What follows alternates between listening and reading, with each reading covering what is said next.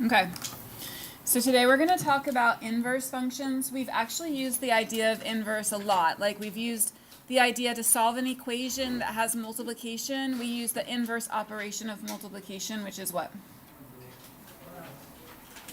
Folks, what's the inverse operation of multiplication? Division, yeah. So the inverse of a function undoes the function. Just like a poison and antidote, okay? So you've seen like movies where there's a poison and you have to find the antidote, and the antidote will undo that poison, right? So that's what an inverse does. When it's just one step like multiplication, division, it's very easy to say, okay, just divide. But when it's 2 or 3 steps in your function, it's a little bit more tricky to undo it. So that's what we're going to be doing today. When you have an inverse function, the domain and range switch places. Remember, domain is measuring your x, and range is measuring your y. So literally the x and y switch in a function and its inverse. The notation for an inverse is unfortunate because it looks like the notation for something else. Good morning. And it's not that other thing. Okay? Do you guys remember when we were doing exponents just last unit and we said if you have x to the negative 1, x to the negative 1 is 1 over x, right? That's not what this is. This is just inverse. So that negative 1 there is not a negative 1 exponent. It's just the notation for inverse. So it's not to be confused with x to the negative 1. Okay? It doesn't mean 1 over x. If it's a multiplication problem, then sure, we're going to be dividing by x. But it's not always a multiplication problem. So it just means inverse. This is just the notation for the inverse, and it doesn't mean reciprocal.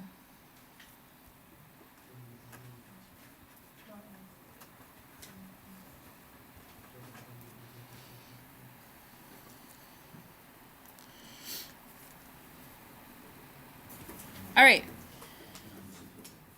When you're trying to find the inverse of an ordered pair, you just switch the x and y. Switch. All right, so notice all the y's became x's, and then you can put the corresponding x's as y's. So the negative 1, the 0, 1, and the 2. So if I tell you that this table of values is from a function f of x and I want a table of values for the inverse, all you have to do is switch the x and y's.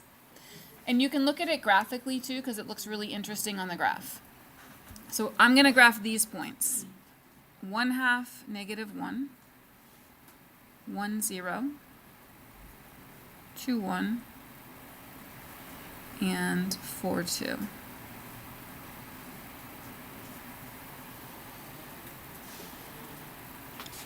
Okay, so what do you notice about the relationship between the points on the original function and the points on the inverse? Yeah, they're opposite. What's that R word? Reflection, yeah. So the points on the inverse are a reflection of the original points across this line. And this line is a linear equation where all the y and x values are the same. So this line is y equals x. Okay, so what do you notice about the relationship between the function points and the inverse points? One is a reflection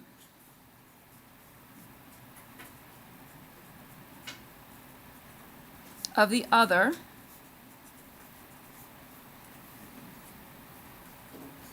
Over the line y equals x.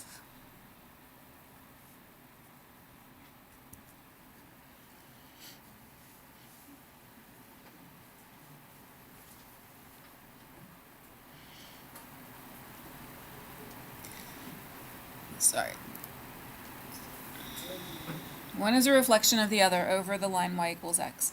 If you're given a graph and you're asked to draw the inverse, what you want to do is identify some key points, and then you're going to find the inverse of those points, And then you're going to graph them and draw your new graph. So let's look for some key points on your original graph. One of them might be this one right here, which is 0, -3. What might be another, oh, you can't see that. What might be another key point besides 0, -3 on the solid line? Yeah, we could use 2, 1. I'm glad you guys didn't try to estimate the x-intercept because we don't know exactly what it is, but we do know that 2, 1 is on the line, so that would be a good key point. Yes, Layla? 3, 3 is a good point as well. So 3, 3 is right here. And that's really enough. 2 points make a line, and the third point just verifies that we actually have a line. If you had 3 points and they didn't line up, then you would know you made a mistake somewhere. Okay? So what we're going to do now is we're going to find the inverse of those points by switching the order, and then we're going to graph them. Maybe I'll use a new color. So the first one becomes -3, 0, 1, 2,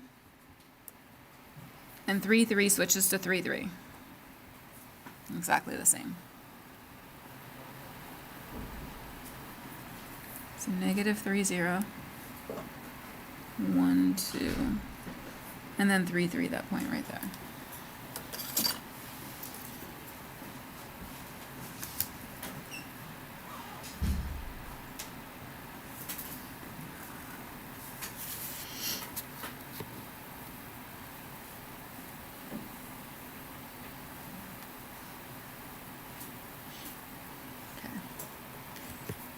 And so what we said we did there was identify the key points.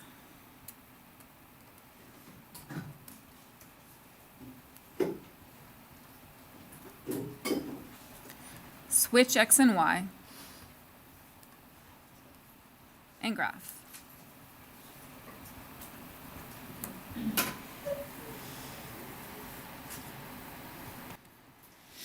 Okay, so I'm going to show you 2 ways, all right? The first way is just to know that the inverse of subtraction is addition.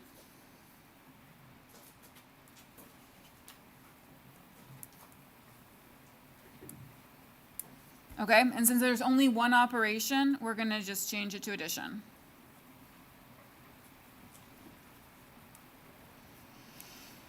That's the first method. Second method. In the second method, you switch x and y, and I realize I skipped this one. I'll come back to it. In the second method, you switch x and y.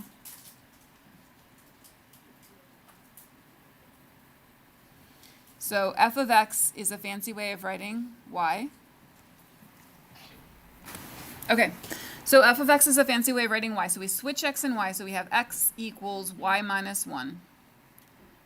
And then solve for your new y, so we add 1.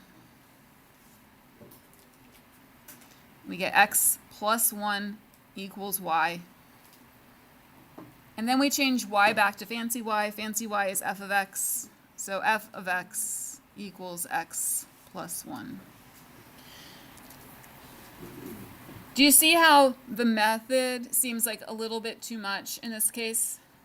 We know that the inverse of subtracting is adding, and so you can just write it out. When it gets to 2 steps, though, some people prefer to have a method because they just get confused about what to do first. So in this one, the original function says multiply by 4 and then add 1 times 4. Actually, I want to use the green for that. Sorry about that. Let me go back over here. Times 4, add 1. That follows PEMDAS to say times 4 first, then add 1.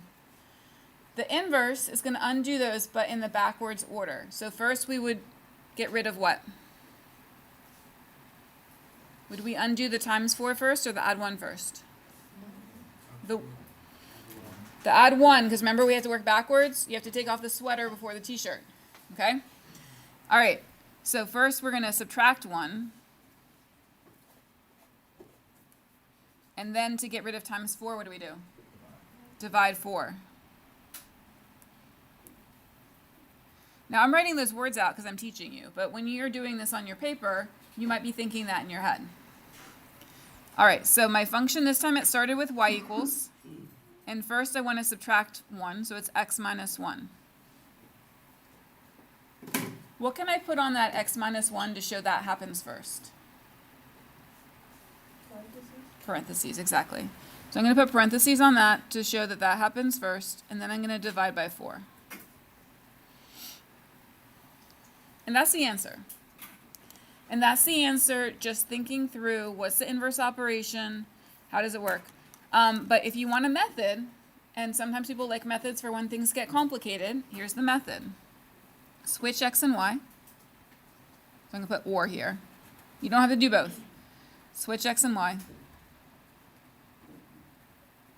So I get x equals 4y plus 1. And then solve for y. So to solve for y, first I have to subtract the 1. And I get x minus 1.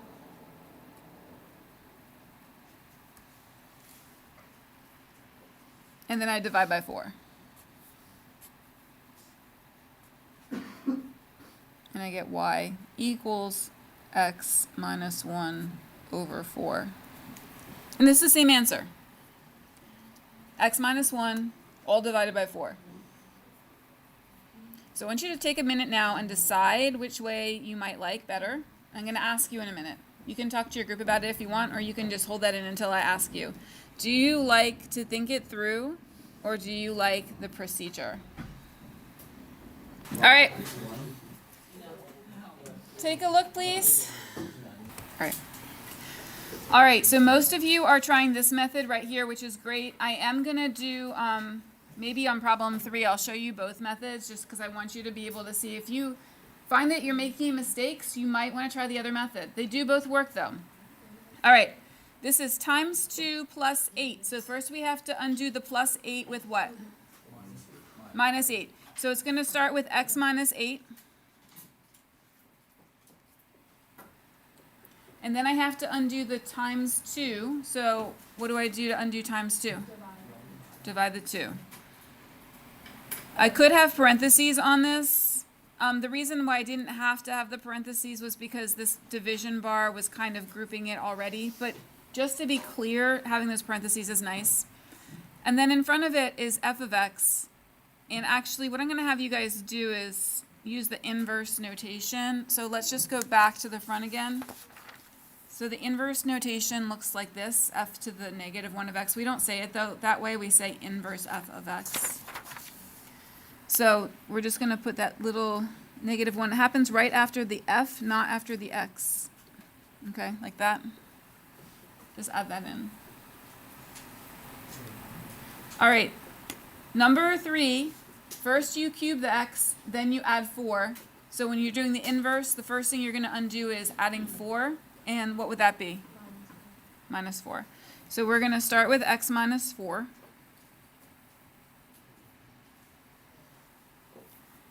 And then we have to get rid of a cube. And what function will get rid of a cube?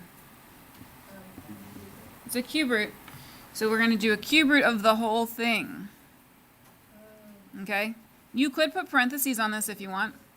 But also the cube root will hold it together, so it's okay if you don't. In front of it, we're going to do inverse of y. So that would be y. It looks like y to the negative 1, but it means inverse of y. It's not 1 over y. It's confusing because it's the same notation for 2 different things. I don't like that. All right, I'm going to show you the other method, though. Okay? If you find you're getting some wrong answers, please consider the switch x and y method. Or x equals y cubed plus 4. Subtract the 4 from both sides. You get x minus 4 equals y cubed. And then you cube root both sides to get rid of the cube. Cube root, and you end up cube root of y cubed is y equals cube root x minus 4.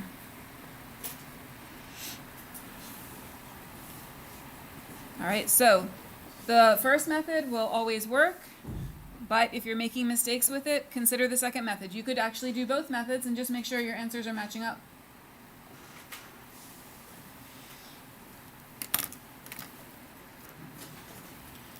All right, number 4, 1/2 times x plus 5.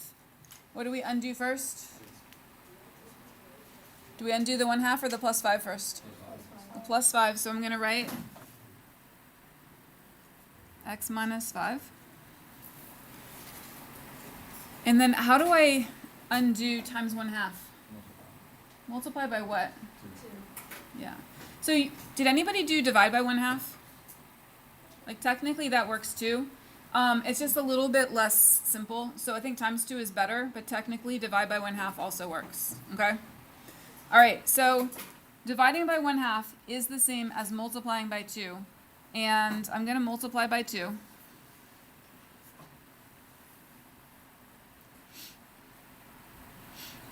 And so I'm going to change my notation to be inverse of y, and I'm going to distribute. You know what? You don't have to. You could leave it that way. You could leave it as 2 parentheses x minus 5, but I get 2x minus 10.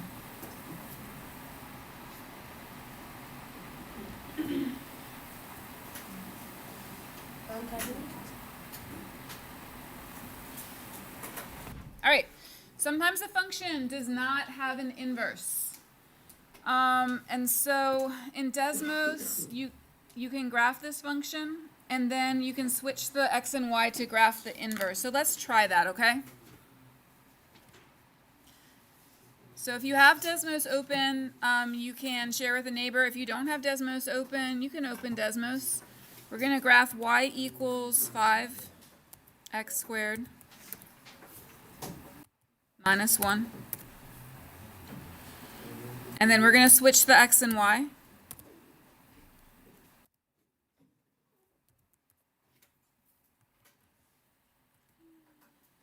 Okay. So in red is my original function. It was a parabola. In blue is my inverse. Is my inverse a function? Think about the definition of a function. Look at that graph. Does every input have one output? Remember at the vertical line test? The vertical line test would tell you if something's a function. And the reason the vertical line test works is because it tells you if there's an input with different outputs. So for example, if I input 4 into this blue one, I don't know if I'm going to get out 2 or negative 2. See how there's 2 different outputs? That's what makes it not a function. It's not predictable. When you input 4, you don't know if you're going to get out 2 or negative 2. So this is not a function. Even though like I can graph it mathematically, it's not a function. It doesn't pass the vertical line test. All right, so is the inverse a function? It is not, because every input does not have only one output.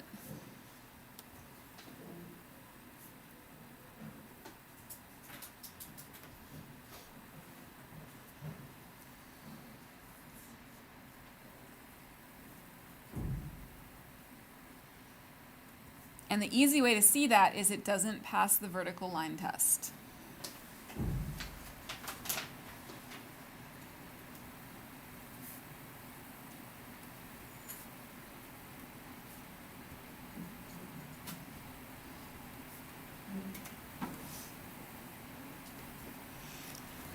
All right, so if the inverse is not a function, then we say that the original function does not have an inverse. The function will have an inverse if it is 1-to-1.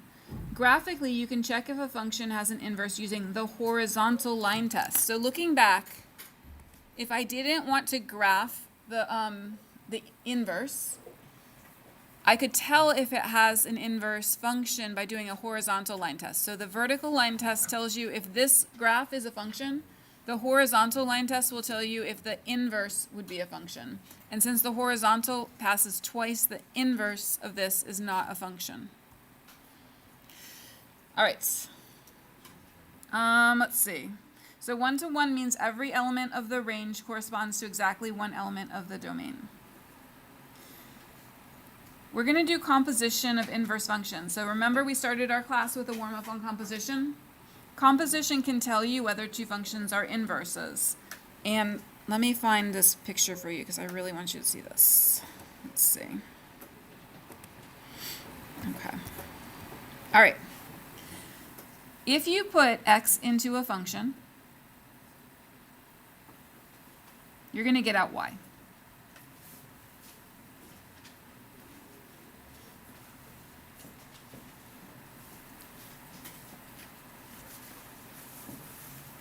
If you put x into a function, you're going to get out y. The y goes into the inverse,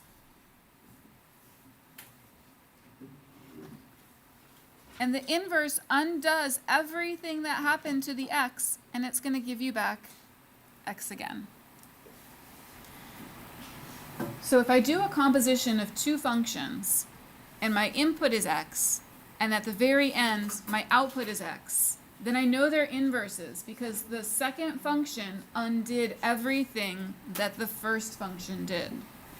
And so what we do if we want to prove that f and g are inverse functions, we do f of g of x, and if we get x, and g of f of x gives us x, then we know that those two functions undo each other, and they're inverses. And that's exactly what we're going to do right now.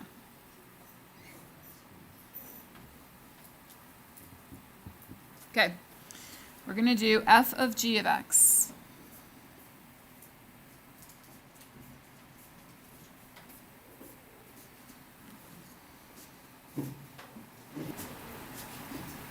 All right, f of g of x. So we're going to take the function g, and we're going to put it into f. So we're going to do f of all of this, cube root x minus 2.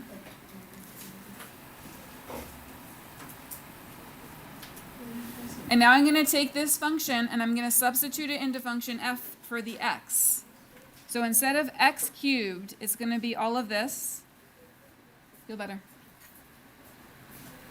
X minus 2 cubed and then plus 2. Let's take a look at that setup because the setup is the hard part. I put function g into function f. So everywhere function f has an x, I put this in, cube root of x minus 2. I put it right there. Now that I have it set up, what happens when you have a cube root and a cube? Is he right? Do they cancel? Cube root and cube? Yes. Yeah, they're inverse functions, so those two are going to cancel. And I just get x minus 2 out of this part.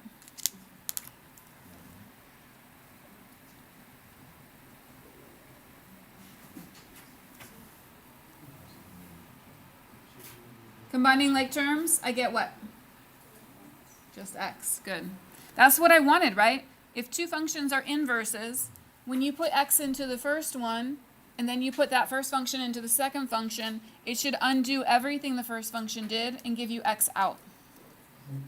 We're going to do g of f of x now. G of f of x. We have to do both.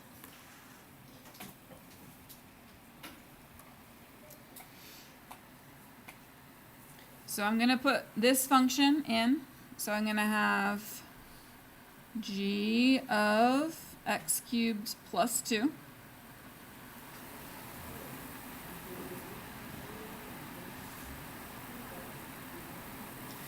Okay, here's function g. So I'm going to replace the x with x cubed plus 2. So I've got cube root. Instead of x, I put x cubed plus 2. And then I have to bring down the minus 2. So this time I put function f into function g. Plus 2 and minus 2 cancel. So I get cube root of x cubed.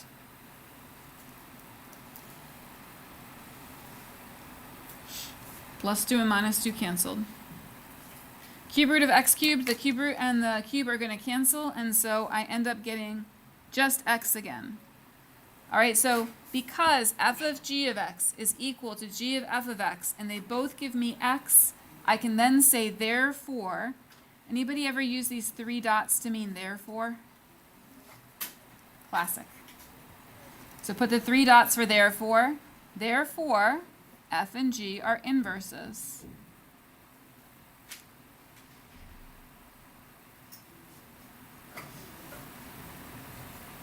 Therefore, F and G are inverses. All right.